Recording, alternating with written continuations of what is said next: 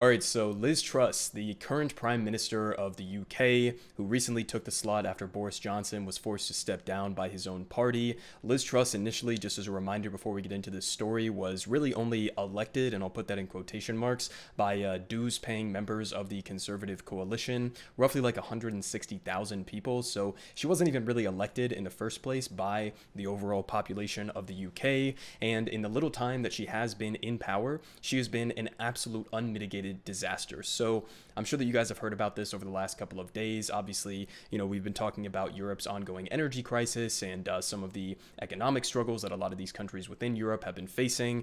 Some of it, obviously, you could contribute partially to the ongoing Russian invasion of Ukraine, but a large part of it has also been caused similarly by their own fiscal and monetary policies, similar to how the Federal Reserve here in the United States has been absolutely imploding our economy for the sake of addressing inflation in ways that make just absolutely no sense whatsoever. So I want to get into this great article with a breakdown from Vox in terms of how this actually ended up happening. Again, this is somebody, Liz Truss, who likes to portray herself as like the modern reincarnation of Margaret Thatcher, who, if you need a US comparison, was pretty much the female UK version of Reagan.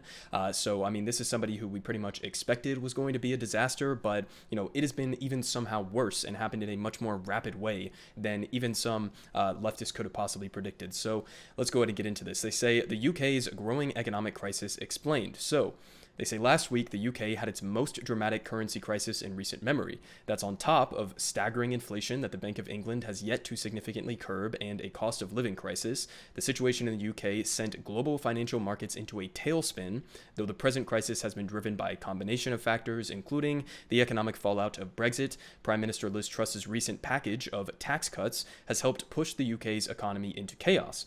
So they say on September 23rd, Truss's Chancellor of the Esquachar, or however the fuck you say that word, Kwasi Kwarteng, introduced the UK's biggest tax cuts in 50 years, estimated at about £45 billion over 5 years. And the so-called mini-budget proposed tax cuts for the UK's highest earners, kind of similar to what Donald Trump did here with the 2017 tax cuts, where over 80% of the benefits went to the top 1% in this country. She's doing a similar thing over there. They say the so-called, or the mini-budget proposed, again, tax cuts for the UK's highest earners and announced a rollback of corporate tax hikes as well, and a cost increase for national insurance, both intended to go into effect next year. And they say Kwarteng and Truss's plan also slashes the stamp tax, a duty on land sales in England and Northern Ireland, in a bid to increase home purchases. They say by Monday, global markets responded by selling off UK-backed assets and pushing the UK's currency, the pound, to a valuation of $1.03, its lowest ever value against the dollar, and before it inched up later in the week. They say investors soundly rejected the new economic plan dubbed Trussonomics, in reference to Reaganomics, obviously, the supply-side economic policies that were passed under Ronald Reagan in the 1980s here in the United States. They say that Truss and Kwarteng have stood by their decision to cut taxes for some of the wealthiest Britons and create special incentives for corporations, including tax cuts and rollbacks in regulations, insisting that the tax cuts will spur more investment in the economy. It's a 21st century take on trickle-down economics, one that's happening in the midst of a global inflation and skyrocketing energy costs. So, I mean, listen, this is pretty much like as rapid and of quick of a demonstration in terms of the failures of neoliberal economic policies as you could possibly ask for. I mean, this is somebody who has been effectively governing this country for like a month, and she's already basically imploded their economy. Okay, you already had a lot of those issues that preceded her taking the mantle after Boris Johnson. I think Boris Johnson probably deserves at least a little bit of a little bit of blame for some of these issues economically in Britain. Obviously leading the way for the Brexit. Leaving the European Union. But I mean, you've been in You've been in power for a month, and you're already completely tanking your economy. I mean, how the fuck does this happen? I mean, you're looking at a situation where you have skyrocketing inflation, skyrocketing cost of living crisis. People don't make enough in their wages in order to get by. They're not able to pay for their energy bills, etc. And you look at that situation, and instead of trying to, I don't know, deliver material relief to working class people within the country, or to, I don't know, maybe raise taxes on the wealthiest people in the country so that you can try to pull some of that money out of circulation and invest it in productive things within your economy to try to get market churning back up. Instead of doing any of those things, she's latching on to this like 5 decades old economic philosophy that has been an absolute unmitigated disaster for the entirety of its existence. Okay, the concept of trickle-down economics is completely laughable at face value to anybody who understands how capitalism functions. Okay, the idea of trickle-down economics and what they want you to believe is that somehow gutting all of these regulations that protect consumers, that protect the environment, that protect average working class people, labor protections as well, that getting rid of all of those regulations and getting rid of taxes on corporations and the wealthiest people in the country, that will somehow free them up to go make more investments and create new jobs and spur economic activity. That's not the way that our economies are functioning. I mean, look here in the United States, some of the wealthiest and most powerful corporations in this country, what do they spend their money on when they have a surplus of cash or a surplus of profits? They spend it on shit like stock buybacks and dividends for their shareholders to enrich themselves with executive bonuses and executive pay increases. That's what they spend their money on. They're not spending their money on productive investments within their own company. They're not spending their money on giving fucking wage boosts or benefit increases to their workers. If anything, they use the inflation crisis, as we've been talking about throughout the entirety of this, as an opportunity to gut labor power, okay, as an opportunity to cut wages, to cut jobs, to cut benefits to average working class people, whether it's in the United States or it's in the UK.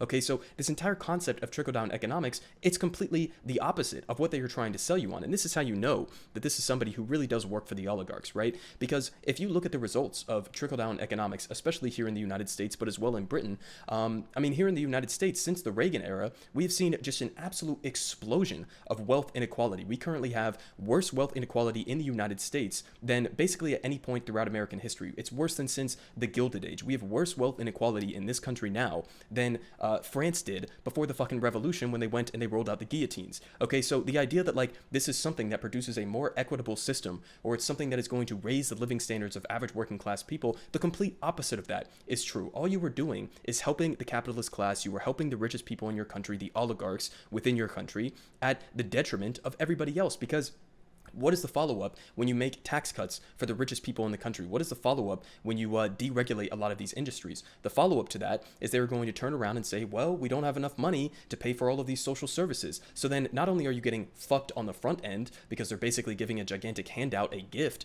to the richest people and corporations in the country, but then on the back end, you're also getting fucked because they're then going to use that lack of funding or that lack of taxes in order to justify pushing austerity on working class people again on the back end. So I mean, top to bottom, this is an economic philosophy of neoliberalism, of capitalism, whatever you want to call it, trickle-down economics, Trussonomics. This is something that has been a demonstrable failure. Okay, this is part of the reason why we have this rise in far-right fascist leaders and fake right-wing populists around the world right now, whether it's in Brazil, whether it's in the UK, whether it's in France with Marine Le Pen, whether it's in Hungary, whether it's in any of these countries you want to talk about, Italy, with that recent election and that new prime minister that they have elected there, or the president that they have elected there. But the point is, when you have an economic philosophy, when you have an economic policy framework that guts benefits, that guts labor conditions for average working class people, that gives all of the money, all of the rewards within this system, more power to the richest people and corporations in the country, then you are going to create a destabilized society.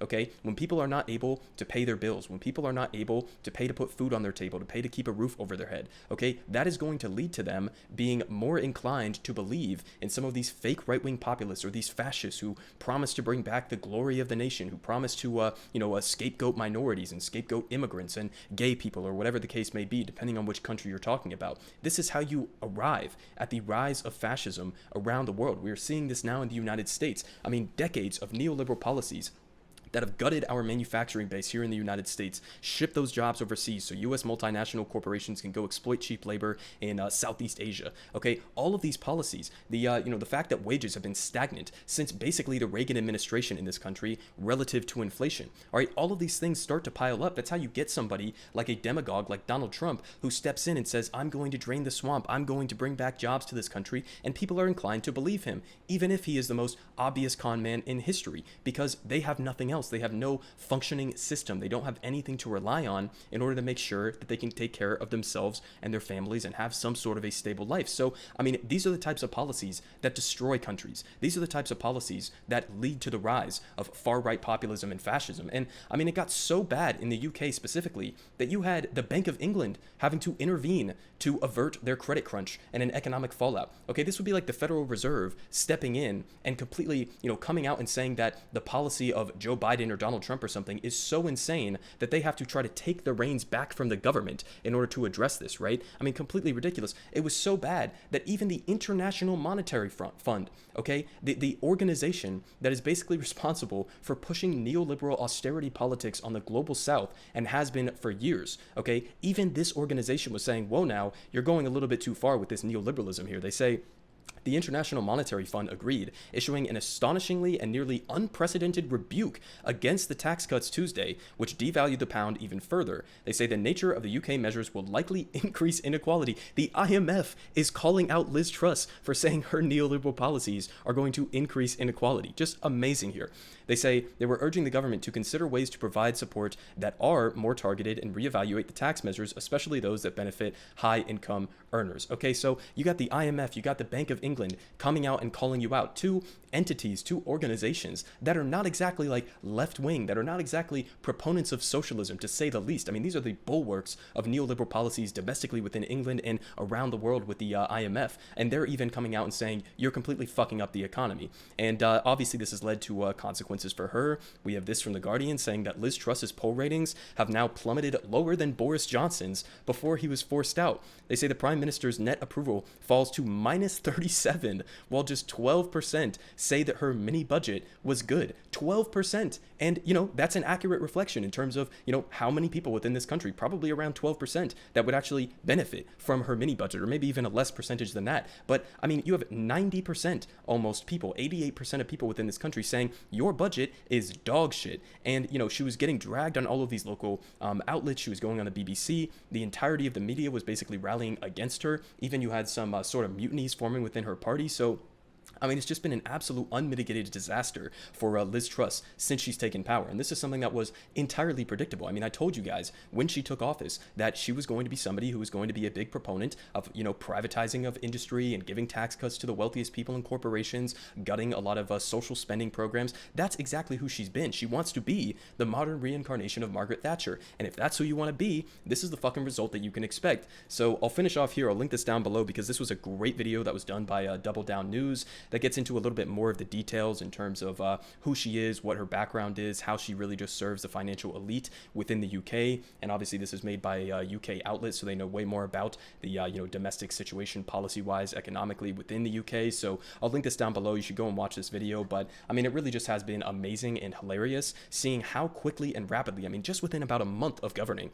how quickly and rapidly she's managed to completely implode any semblance of faith that people may have had in her as a prime minister, and also simultaneously demonstrated the failures of neoliberalism within just a month's time. Everyone is saying good politic guy has the best politics. Believe me, no one does it like him.